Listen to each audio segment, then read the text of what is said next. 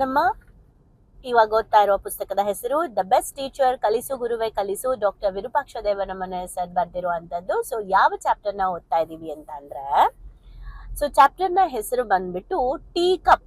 ಏನಪ್ಪಾ ಇದು tea cup ಅಂತ ನಿಮ್ಗೆ ಅನ್ಸ್ಬೋದು. ಸೊ ಟೀ ಕಪ್ ಅಲ್ಲಿ ನಾವೇನ್ ತಿಳ್ಕೊಳ್ಳೋಣ ಅಂದ್ರೆ, ಮೊದಲನೇದಾಗಿ ಒಬ್ಬ ವ್ಯಕ್ತಿ ಬರ್ತಾರಂತೆ. ಒಬ್ಬ ವ್ಯಕ್ತಿ ಬಂದ್ಬಿಟ್ಟು ಒಬ್ರು ಗುರುಗಳ ಹತ್ರ ಬಂದ್ಬಿಟ್ಟು, ನಾನು ವಿದ್ಯೆ ಕಲಿಬೇಕು, ನಾನು ಜ್ಞಾನ ಕಲಿಬೇಕು, ನನಗೆ ಜ್ಞಾನ ಕಲ್ಸಿ ಅಂತ ಬರ್ತಾರಂತ. ಅವಾಗ ಆಯ್ತಪ್ಪ ಅಂತ ಹೇಳಿ ಇವ್ರು ಕೂತ್ಕೊಂಡು ಇನ್ನೇನ್ ಮಾತಾಡಕ್ ಶುರು ಮಾಡ್ಬೇಕು ಅನ್ನೋಷ್ಟ್ರಲ್ಲಿ, ಏನು ಜ್ಞಾನ ಕಲಿಬೇಕು ಅಂತ ಬಂದಿರ್ತಾರಲ್ಲ, ಅವನು ಸಿಕ್ಕಾಪಟ್ಟೆ ಹೇಳಕ್ ಸ್ಟಾರ್ಟ್ ಮಾಡ್ತಾನಂತೆ. ನಾನು ಏನೇನ್ ಕಲ್ತಿದ್ದೀನಿ, ಏನೇನ್ ಮಾಡಿದೀನಿ, ನಾನು ಎಷ್ಟು ವಿಚಾರ ತಿಳ್ಕೊಂಡಿದ್ದೀನಿ, ನಾನು ಏನೆಲ್ಲ ತಪಸ್ ಮಾಡಿದೀನಿ, ಏನೆಲ್ಲಾ ಮಾಡಿದೀನಿ ಅಂತ ಹೇಳಕ್ ಸ್ಟಾರ್ಟ್ ಮಾಡ್ತಾನಂತೆ. ಗುರುಗಳು ಕೇಳಿಸ್ಕೊಂಡ್ ಕೊನೆಗೆ ಆಯ್ತಪ್ಪ ಒಂದ್ ಲೋಟ ಟೀ ತಂದ್ಕೊಡ್ಲಾ ಅಂತ ಕೇಳ್ತಾರಂತೆ. ಸರಿ ಅನ್ಬಿಟ್ಟು ಒಂದ್ ಲೋಟ ಟೀ ತಂದ್ಕೊಡ್ಬೇಕಾದ್ರೆ ಟೀ ಕಪ್ನ ಆ ವ್ಯಕ್ತಿ ಮುಂದೆ ಇಟ್ಬಿಟ್ಟು ಟೀನ ಹಾಗೆ ಸುರಿತಾನೇ ಇರ್ತಾರಂತೆ. ಟೀ ಕಪ್ಪಲ್ಲಿರೋದೆಲ್ಲ ಚಲ್ಲಿ ಹೋಗ್ತಾ ಇರತ್ತಂತೆ. ಅವನು ಎದುರುಗಡೆ ಇರೋನು ಏನು ಗುರುಗಳೇ ಎಲ್ಲ ಚಲ್ತಾ ಇದೆ, ನೀವ್ ಹಿಂಗ್ ಏನು ಎಲ್ಲ ಚಲ್ಲೋಗಂಗ್ ಹಾಕ್ತಾ ಇದೀರಲ್ಲ ನೀವು ಅಂತ. ಅವಾಗ ಗುರುಗಳು ಹೇಳ್ತಾರಂತೆ, ನೋಡಪ್ಪ ನೀನು ಜ್ಞಾನ ತಗೊಳಕ್ ಬಂದಿದ್ಯಾ, ಆದ್ರೆ ನೀನು ಆಲ್ರೆಡಿ ನಿನ್ನ ಈ ಟೀ ಕಪ್ ಹೆಂಗ್ ತುಂಬ್ಕೊಂಡ್ಬಿಟ್ಟಿದೆ ಹಂಗೆ ತುಂಬ್ಕೊಂಡ್ಬಿಟ್ಟಿದ್ಯಾ. ಸೊ ನಾನು ಏನೇ ಕೊಟ್ರು ಹಿಂಗ ಆಚೆ ಹೋಗಿ ವೇಸ್ಟ್ ಆಗ್ಬಿಡತ್ತಪ್ಪ. ಅದಕ್ಕೆ ಅದನ್ನ ಅರ್ಥ ಮಾಡ್ಸಕ್ಕೆ ನಾನು ಇದನ್ನ ಮಾಡ್ದೆ. ಯಾಕಂದ್ರೆ ನೀನ್ ಹೇಗಿದ್ರು ನನ್ ಮಾತು ಕೇಳ್ತಾ ಇಲ್ಲ ಅಂತ ನಾನು ಇದನ್ನ ಮಾಡ್ದೆ. ಸೊ ಈಗ ನೀನ್ ಯೋಚನೆ ಮಾಡಪ್ಪ, ನೀನ್ ಕಲಿಬೇಕು ಅಂತಿದ್ರೆ ಫಸ್ಟ್ ಖಾಲಿ ಆಗ್ಬೇಕು. ಟೀ ಕಪ್ ತರ ಖಾಲಿ ಇದ್ರೆ ನಾನು ಟೀನ ತುಂಬೋದು, ತುಂಬ್ಕೊಂಡ್ಬಿಟ್ಟಿದ್ರೆ ಹೇಗ್ ತುಂಬ್ಲಿ ಅಂತ ಕೇಳಿದ್ರಂತ. ಸೊ ಯಾಕಿದನ್ನ ಹೇಳ್ತಾ ಇದ್ದಾರೆ ಅಂತ ಅಂದ್ರೆ, ಗುರುಗಳು ಅಂದ್ರೆ ಈ ಗುರುಗಳ ಈ ನಡೆಯಿಂದ ಆತನಿಗೆ ಜ್ಞಾನದ ಮಾರ್ಗ ಪಡೆಯುವ ಮೊದಲು ನಾವು ನಮ್ಮ ಅಹಂನ ಬಿಡಬೇಕು ಅಂತ ಅರ್ಥ ಆಯ್ತಂತ. ನನಗೆ ಎಲ್ಲವೂ ತಿಳಿದಿಲ್ಲ ಎಂದು ಯಾವಾಗ ನಾವು ಅರ್ಥಕೊಳ್ತೀವಿ, ಅವಾಗ್ಲೇ ನಿಜವಾದ ಜ್ಞಾನ ಆರಂಭವಾಗುತ್ತೆ. ತುಂಬಾ ತಿಳ್ಕೊಂಡಿದೀನಿ ಅನ್ನೋರು, ಅದು ಗುರುಗಳೇ ಆಗಿರ್ಲಿ, ನೀವು ಲಕ್ಷಾಂತರ ಜನಕ್ಕೆ ಟ್ರೈನ್ ಮಾಡಿ ಕಲಿಸ್ತಾ ಇರೋರೇ ಆಗಿರ್ಲಿ, ಆದ್ರೆ ಒಂದನ್ನ ಕರೆಕ್ಟ್ ಆಗಿ ತಿಳ್ಕೊಳ್ಳಿ. ಅದೇನಂದ್ರೆ, ನಾವು ಯಾವುದೇ ಒಂದು ತುಂಬಾ ಜನಕ್ಕೆ ಹೇಳ್ಕೊಡ್ತಾ ಇದ್ರೂ ಸಹ ಇನ್ನೂ ಕಲಿಯೋದಿದೆ ಅನ್ನೋ ಭಾವ ನಮ್ಗೆ ಇರ್ಬೇಕು. ಎಲ್ಲಾ ತಿಳ್ಕೊಂಡ್ಬಿಟ್ಟಿದೀವಿ ಅಂತ ಅನ್ಕೊಂಡ್ಬಿಟ್ರೆ ಮುಗೀತು. ಸೊ ನಾನು ಇನ್ನೂ ಏನು ತಿಳ್ಕೊಂಡಿಲ್ಲ, ಇನ್ನೂ ತಿಳಿಯೋದಿದೆ ಅಂತ ಯಾವಾಗ ಅನ್ಕೊಳ್ತೀವಿ, ಅವಾಗ್ಲೇ ನಿಜವಾದ ಜ್ಞಾನ ಆರಂಭವಾಗುತ್ತೆ. ಜ್ಞಾನ ಅನ್ನೋದು ನಮಗೆ ಅತ್ಯಗತ್ಯವಾಗಿದೆ. ಅದು ನಮ್ಗೆ ನಮ್ರತೆಯನ್ನ ನಾವು ಬೆಳೆಯಲು ಅಂದ್ರೆ ನಮ್ಮಲ್ಲಿ ನಮ್ರತೆಯನ್ನ ಸೃಷ್ಟಿ ಮಾಡಿ ಬೆಳೆಯೋಕೆ ಅನುವು ಮಾಡಿಕೊಡುತ್ತೆ. ನಮ್ಮ ಅಹಂಕಾರವನ್ನ ಯಾವಾಗ ನಾವು ಬಿಡ್ತೀವಿ, ಆಗ ನಾವು ನಿಜವಾದ ಕಲಿಕೆಯ ಕಡೆ ಮುಖ ಮಾಡ್ತೀವಿ.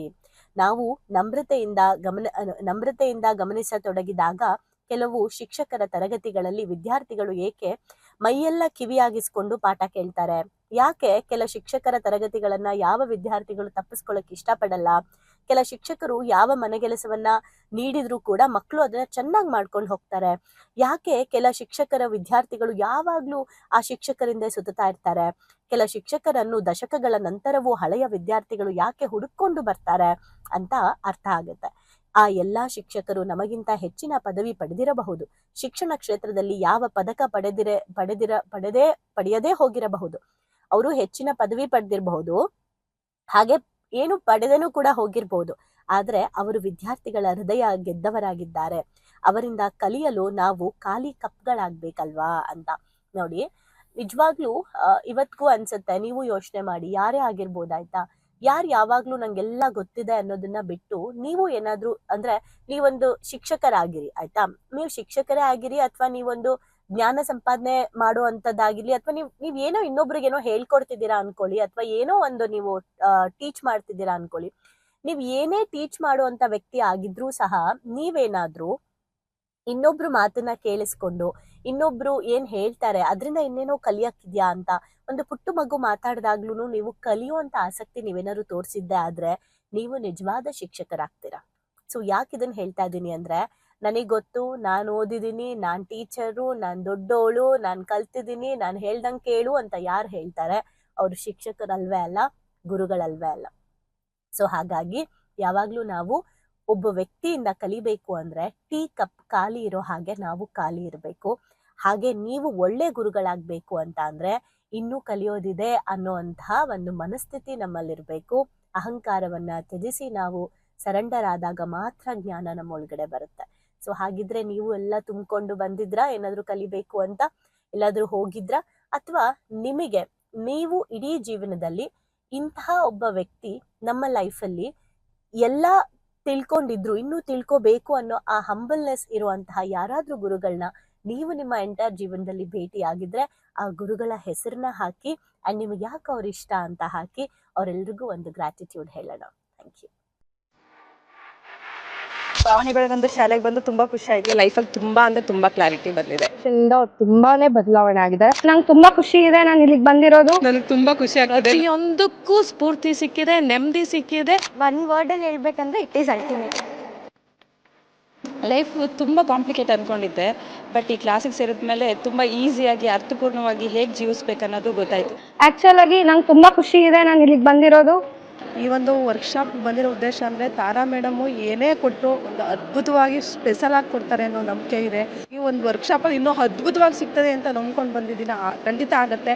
ಡೈಲಿ ಹೊಸ ಹೊಸ ಟಾಪಿಕ್ ನಾವು ಡೈಲಿ ವೇಟ್ ಮಾಡ್ತಾ ಇರ್ತೀವಿ, ಇವತ್ತೇನು ಹೇಳ್ಕೊಡ್ತಾರೆ, ನಾಳೆ ಏನು ಹೇಳ್ಕೊಡ್ತಾರೆ ಅಂತೇಳಿ. ನಾನು ಎಲ್ಲರಿಗೂ ಹೇಳೋದಷ್ಟೇ, ಅವ್ರು ಕೊಡೋ ಎಲ್ಲ ಟಾಸ್ಕ್ನು ಚೆನ್ನಾಗಿ ಫಾಲೋ ಅಪ್ ಮಾಡಿದರೆ ನಿಮ್ಮ ಜೀವನ ಇನ್ನೂ ತುಂಬ ಚೆನ್ನಾಗಿರುತ್ತೆ. ಎಜುಕೇಶನ್ ಬಂದ್ಮೇಲೆ ನನ್ನ ಲೈಫ್ ಸೇವ್ ಆಯ್ತು ಅಂತಾನೆ ಹೇಳ್ಬೋದು. ಸೊ ಬಹಳನೇ ಖುಷಿ ಇದೆ. ನಮ್ಮನ್ನ ನಾವು ಟ್ರಾನ್ಸ್ಫಾರ್ಮ್ ಮಾಡ್ಕೊಂಡು ಈ ಹ್ಯಾಬಿಟ್ಸ್ ಎಲ್ಲ ನಾವು ಇನ್ಸ್ಟಾಲ್ ಮಾಡ್ಕೊಂಡ್ರೆ ನಮ್ಮ ಲೈಫ್ ಖಂಡಿತವಾಗ್ಲೂ ಸಕ್ಸಸ್ಫುಲ್ ಆಗುತ್ತೆ ಅಂತ ಅಂದ್ಬಿಟ್ಟು. ಸೊ ನಿಮ್ಮ ಲೈಫ್ ಚೇಂಜಿಂಗ್ ಟ್ರಾನ್ಸ್ಫಾರ್ಮೇಶನ್ ಅಂತ ಅಂದ್ರೆ ಇದಕ್ಕೆ ಎಮೋಜಿಮ್ is the most and main ಕಾರಣ ಅಂತಾನೆ ಹೇಳ್ತೀನಿ. ಎಕ್ಸ್ಪ್ರೆಸ್ ಮಾಡ್ಬೇಕಂದ್ರೆ ಒಂದು ವರ್ಡ್ ಅದು ಭಾಳ ಚಿಕ್ಕದಾಗತ್ತೆ. ಅದು ಏನಂತಂದ್ರೆ ಥ್ಯಾಂಕ್ ಯು ಅನ್ನೋಂಥ ವರ್ಡ್ ಮಾತ್ರ ನಾನು ಎಕ್ಸ್ಪ್ರೆಸ್ ಮಾಡ್ಬೋದು. ಒಂದೊಂದು ಸ್ಟೆಪ್ಪಲ್ಲೂ ನಾವು ನಾನು ಚೇಂಜ್ ಆಗ್ತಿದ್ದೀನಿ ಅನ್ನೋದು ತುಂಬ ನನಗೆ ಅಳವಡಿಕೆ ಆಗ್ತಿದೆ. ಮತ್ತು ಎಲ್ಲ ಸ್ಕೂಲು ಕಾಲೇಜ್ಗಳಲ್ಲೂ ಇದೊಂದು ಸಬ್ಜೆಕ್ಟ್ ಅಂತ ಇಡಬೇಕು ಮಕ್ಕಳಿಗೆ. ಎಲ್ರಿಗೂ ಯೂಸ್ ಆಗುವಂಥ ಕ್ಲಾಸ್ ಇದು, ಯೂನಿಕ್ ಆಗಿದೆ. ಇಮೋಜಿಮ್ ಟೀಮ್ಗೆ ಥ್ಯಾಂಕ್ ಯು. ಎಲ್ಲ ನಡೆಸ್ತಾ ಇರುವಂಥ ತಾರಾ ಮೇಡಮ್ಗೆ, ಸಂದೇಶ್ ಸರ್ಗೆ, ಜೊತೆಗೆ ಎಮೋಜಿಮ್ ಟೀಮ್ಗೆ thank you so much. So ಯಾರ್ಯಾರೆಲ್ಲ ಸೇರ್ಕೊಂಡಿಲ್ಲ ದಯವಿಟ್ಟು ಸೇರ್ಕೊಳ್ಳಿ. So it is very utilising. Life long ಯಾರಿಗಾದ್ರೂ ಚಿರಋಣಿಯಾಗಿರ್ತೀವಿ ಅಂದರೆ ಅದು ಸಂದೇಶನ ಮತ್ತು ತಾರಾ. ಸೊ ಬನ್ನಿ ಭಾವನೆಗಳಿಗೊಂದು ಶಾಲೆನ ಎಂಟರ್ ಆಗಿ ಅದನ್ನ ಫೀಲ್ ಮಾಡಿ. ಅಂದ್ರೆ ರಿಕ್ವೆಸ್ಟ್ ಮಾಡ್ಕೊಂತಿದ್ದೀನಿ ನಿಮಗೆ, ಇದರಿಂದ ಲಾಸ್ ಆಗೋದಂತೂ ಏನೂ ಇಲ್ಲ, ಬಟ್ ಲೈಫಲ್ಲಿ ತುಂಬಾನೇ ಪಡ್ಕೊಂತೀನಿ ನಾನು. ಅದಕ್ಕೆ ನಾನು ಶೋರ್ ಗ್ಯಾರಂಟಿ ಕೊಡ್ತೀನಿ ನಾನು. ಎಲ್ಲೋ thank you to Tara ma'am and Sandesh sir. Thank you to whole my ಎಮೋಜಿಮ್. Thank you.